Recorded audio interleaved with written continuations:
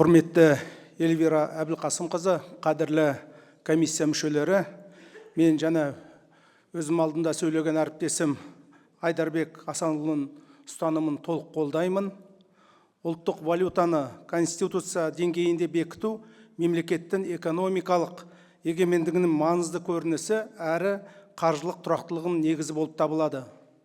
Сонымен қатар, ақша жүйесінің тұтас және логикалық аяқталған конституциялық моделін қалыптастыру үшін бұл норманы ұлттық валютаны шығаруды жүзеге асыратын және ақша кредит саясатының тұрақтылығын қамтамасыз ететін уәкілетті эмиссиялық органды айқындайтын ереже мен толықтырудың маңыздылығы зор.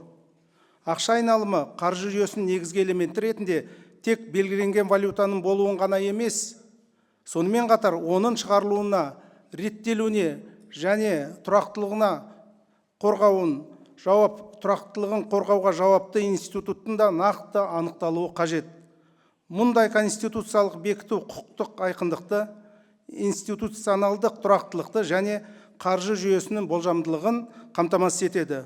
Бұл тәсіл цифрлық қаржы құралдарының, виртуалды активтердің және экономикалық айналымында кеңінен қолданылып келе жатқан басқа есеп айырысу құралдарының белсенді дамуы жағдайында ерекше өзектілікке ие.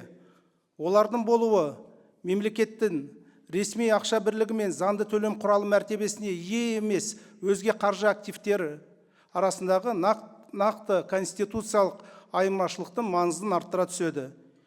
Эмиссиялық органның конституцияда айқындалуы ұлттық валютаның тұрақтылығын қалыптастыратын және оған кепілдік беретін институтты нақты көрсетуге мүмкіндік береді. Бұл өз кезегінде қаржы жүйесіне деген сенімді нығайтады. Осы тұрғыда ұлттық валютаны шығаруға айрықша құқық берілген және ақша кредит саясатын жүргізуге жауапты жалғыз эмиссиялық орган ретінде Қазақстан Республикасы ұлттық банкінің рөлін конституциялық деңгейде бекіту жүйелі әрі негізделген шешім болып табылады.